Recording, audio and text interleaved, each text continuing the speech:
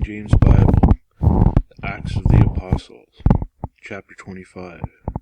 Now when Festus was come into the province, after 3 days he ascended from Caesarea to Jerusalem.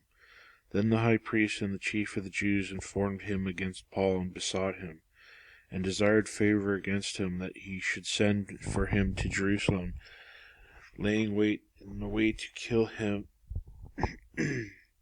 But Festus answered that Paul should be kept at Caesarea, and that he himself would depart shortly thither. Let them before, said he, which among you are able, go down with me, and accuse this man, if there be any wickedness in him. And when he had tarried among them for more than 10 days, he went down unto Caesarea, and the next day, sitting in the judgment seat, commanded Paul to be brought. And when he was come, the Jews which come down from Jerusalem stood about, and laid many and grievous complaints against Paul, which they could not prove. While he answered for himself, neither against the law of the Jews, neither against the temple, nor yet against Caesar, who I offended anything at all. But Festus, willing to do the Jews a pleasure, answered Paul, and said, Wilt thou go up to Jerusalem, and there be judged of these things before me? Then said Paul, I stand at Caesar's judgment seat, where I ought to be judged. To the Jews I have done no wrong, as thou very well knowest. For if I be an offender, or I have committed anything worthy of death, I refuse not to die. But if there be none of these things which thereof these accuse me, no man may deliver me unto them. I appeal unto Caesar. Then Festus, when he had conferred with the council, answered, Hast thou appealed unto Caesar? Unto Caesar shalt thou go. And after certain days King Agrippa and Bernice came unto Caesarea to salute Festus. And when they had been there many days, Festus declared Paul's cause unto the king, saying, There is a certain man left in bonds by Felix, and whom, when I was at Jerusalem, the chief priests and the elders of the Jews informed me, desiring to have judgment against him.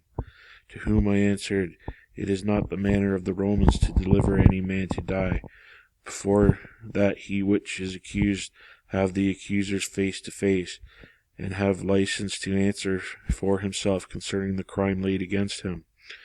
Therefore, when they were come hither without any delay on the morrow, I sat on the judgment seat, and commanded the man to be brought forth.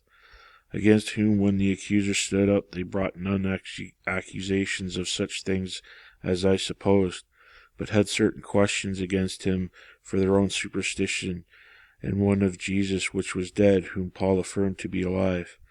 And because I doubted of such manner of questions, I asked him whether he would go to Jerusalem, and there be judged of these matters. But when Paul had appealed to be reserved unto the hearing of Augustus, I commanded him to be kept till I might send him to Caesar. Then Agrippa said to Festus, I would also hear the man myself. Tomorrow, said he, thou shalt hear him. And on the morrow, when Agrippa was come, and Bernice with great pomp, and was entered into the place of hearing, with the chief captains and the principal men of the city, at Festus' commandment Paul was brought forth. And Festus said, King Agrippa, and all men which are here present with us, ye see this man, about whom all the multitude of the Jews have dealt with me, both at Jerusalem and also here, crying that he ought not to live any longer. But when I found that he had committed nothing worthy of death, and that he himself hath appealed to Augustus, I have determined not to send him, of whom I have no certain thing to write unto my Lord. Wherefore I have brought him forth before you, and especially before thee, O King Agrippa, that after examination had I might have somewhat to write. For it seemeth to me unreasonable to send a prisoner, and not withal to signify the crimes laid against him.